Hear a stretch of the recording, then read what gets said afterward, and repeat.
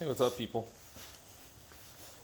Mostly Jacob, because you and my other 2 subscribers are probably the only people that are going to see this. So here's some tips for installing your coils. First off, you need a set of these. You can rent them from O'Reilly's, but you got to put like $200 down to rent them or something like that. So these were like $30 on Amazon. This is the wrench I used. I'm sure you have something like it. It's just when it comes to splitting the spindle apart, use something hard. I use the flat side of this right there. I tried doing washers first and I ended up messing the spindle up a little bit as a result of it, I think. I'll tell you more about that later. So we'll go to the back first. Everything back here is super straightforward.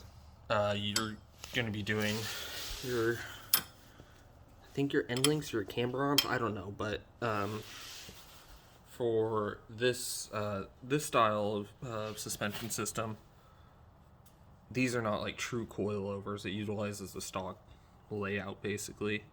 So for BCs, I'm not really sure what they're going to do, how you're going to fit a coil in there, but if you remove this and replace this with a coil, it's got to be pretty freaking simple. Obviously, jack your car up and rest it on the jack stands, and then take your floor jack and put it under this part. That's what I did for the most part. And you'll also do that when you're realigning it. And when you go to realign it, so you'll take the bolt off. There's one bolt, not that one, but this bolt here. You'll take that one bolt out. It's not going to shoot out like you think it is, but when you go to put that bolt back in, this little guy, it doesn't go in straight. It kind of deceives your eyes. It actually goes in a little bit at an angle. So when you're trying to line it up, you'll be trying to line it straight, and that ain't going to work. So yeah, just mess around with it. I put my jack under this part, and then I basically just put my hands on the rotor and just wiggled it until it slid in there. So really nothing is super difficult about the back. It all comes out pretty easily. Also, there are factory sort of perches or bushings that are on top of the factory springs. On AJ's car, they got stuck up in there and he didn't know about it. So just make sure you dig them out and just have lots of brake clean ready.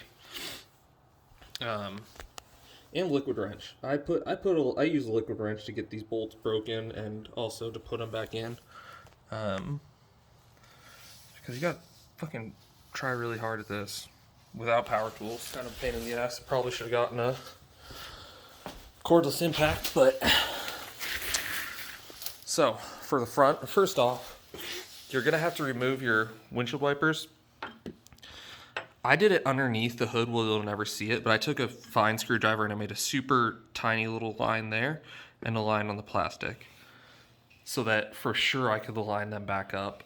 If you get the wipers out of sequence, it's actually super difficult to sort them out, so just a little bit of advice there. So there's really 3 parts to this. First, you got to get this off. This evil little thing attaches to the part on your coil that supports the sway bar end link, but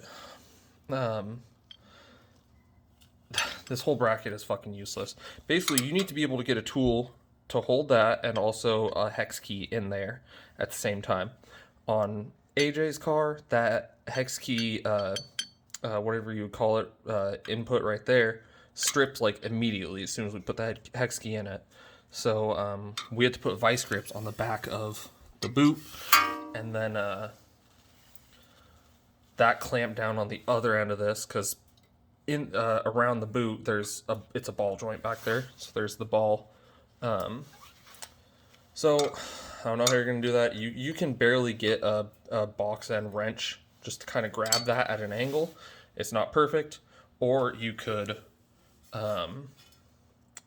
put vice grips on the rubber boot like we did. It's not perfect, but look, it worked. I broke one end link on the other side, So I just went down and got a new one from O'Reilly's, and the new one from O'Reilly's has a stud and a nut, but on the backside it has a spot you can put a wrench, which is makes way more sense than this evil little things trapped in between these two walls. So, yeah, it was $39. If I ever help a friend do coils that has a facelift ST, I'm gonna tell them just get new fucking sway bar end links. It's a generic rod, and it's shared with like other focuses and the Escape. So this thing was a huge pain in the ass. If you're wrestling with it, whatever you do, do not fucking. Some idiot I watched was saying I had to pry it out. So that's how I broke the first one. I put a thing back there. I'm like, all right, I'll fucking pry it out. And well, that popped the ball joint apart and broke it. So when I was watching the install video from Bill, my guy Bill at CJ Pony, he put a wrench back there. But that was on a pre-face car. Mine's a 17, so it's a facelift. So I think maybe the pre-face, I've heard the pre-face have a little bit different brakes. They might have a little bit different suspension. Maybe the end links have a spot for a wrench on the back. That makes way more sense than having a nut that's trapped in between two walls. But either way, this is going to be hard.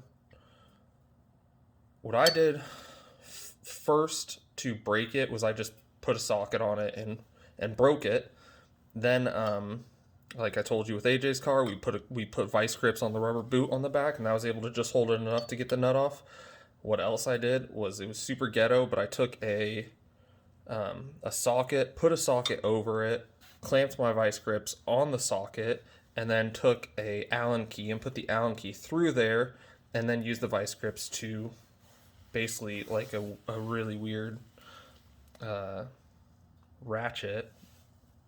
Not optimum. I'm sure they make a tool just for this sort of thing. Some sort of deep closed wrench of some sort that you could put a tool on top of. I don't fucking know. But anyways, if you have ones like these, just go down and buy yourself 2 new ones from O'Reilly's. $39 each on top of your $1,000 coilovers. That's what I would recommend to anybody. Also, if you're going to be doing this, don't have your car jacked up like this. Do the fronts all at once and the backs all at once, because your sway bar will need to equalize. So when it's up on one wheel on the ground, one wheel in the air, it's impossible to get this shit apart. And so then the next hard part is splitting the spindle. There's that bolt right there. Bolt goes through all the way to there, and on the back side it splits. You'll see people in install videos, you take the bolt out, it's not threaded on this side, it is threaded on this side. So you thread it back in on this side, and you put something in between the two sides of the spindle, and then thread it in, and what that does is it opens it up. That's where the little wrench I was talking about over there comes into play. Just whatever you do, make sure it's hard metal.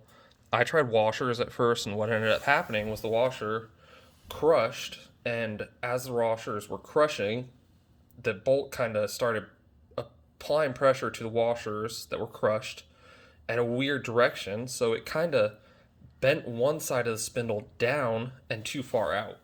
So when I went to... And then the second mistake I made with that was I split it. I was like, oh, I can move this. Then I left the splitter stuff in there and left it like that for too long. So not only because of the shitty washer, did it split it at a weird angle so the two holes didn't line up, but I left it like that for too long, so the metal kind of got used to being in that shape, and then it was kind of stuck open.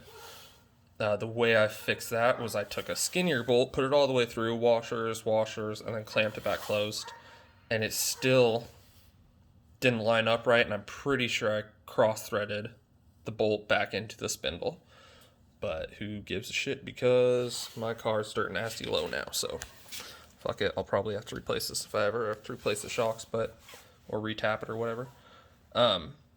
So yeah, when you're doing this, hard metal, use a hard metal wrench or something, only split it enough to be able to, is that going to rub? Might rub on that. Only split it enough to be able to move this. Having it split anymore isn't really going to do anything. So just put back the bolt in there, and then once you can spin this by hand, then you're good. Also, some people like to leave these bolts in, or one of them in. You can try that. There's no graceful way to take the factory coil out, but I just took all of them out, and I found that easier.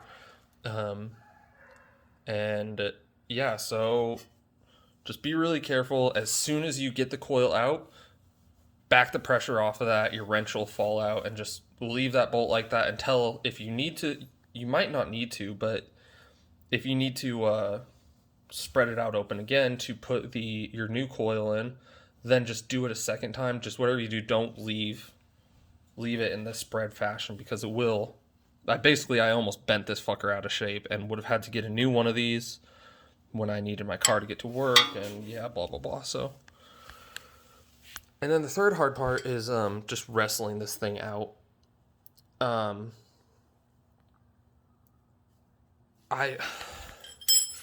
There's only so much room. Your factory coil is gonna want to hit this wall here, because when you push down on this, the suspension just kind of makes it want to camber outwards, which pulls your shock or coil towards you. It's a huge pain in the ass. Two things I did that helped: I put a 4x4 here, a long one, and I kneeled on it while I was wrestling with this, and that kind of was able to let me put pressure on this to push it down while I was wrestling this out from the top. But you really want to be able to push this inwards while pushing it down and pulling the factory coil out. This design, basically the way these work is, the side that threads out made it too tall to go in here. I'm sure they make a clamp that would make it so you could compress the spring and maybe somehow compress the shock absorber a little bit to make the whole assembly shorter. I don't know. That might make it easier, but don't be afraid to put too much pressure on this. I mean, you can pop the CV out, I think. I saw some person talk about having to do that. That's liquid wrench on there, not oil. But yeah, I mean, rest your foot on it while you're pushing down and wiggling out, and it's just a combination of one or all those things is going to make it come out. But I recommend doing the back first because it's so easy. Just get that out of the way and then do this. So once you're done with this, you're just done. One thing I can say is that the new coils go in way easier than the old coils come out, than your factory coils come out. So that's a little goofy. So yeah, dude, pretty straightforward. Like I said, this took me a day and a half. One, because I broke the other sway bar end link, and I fought figuring out how to get these two sides of the spindle realigned. I basically went to bed thinking about that one the first night. Then the next day I came down and I was able to just muscle it back into shape. So this took me a day and a half. When AJ came over the Sunday after I'd spent a day and a half working on my car, we were able to do all this to his car in 4 hours. And it was basically me doing all the work, or one of us at a time doing all the work. So plan for that. If you got a tool for it, cool. Just be careful wrestling this out. I also put liquid wrench in there. I used a ton of liquid wrench and brake cleaner. Everything you pull off, even in a low mile car, is just going to be covered in road grime. So just be ready. Have a bunch of rags ready. But yeah, be careful with that. And make sure you get your windshield wipers aligned, because if you get them unaligned, it's such a pain in the ass. One will be on your roof. The other is going to be in your engine bay. But once you're done, the car is going to be dirt nasty low. It's going to be fucking cool. Also, I now need to drive onto a bunch of cardboard before I can get my jack under there. So that's kind of cool.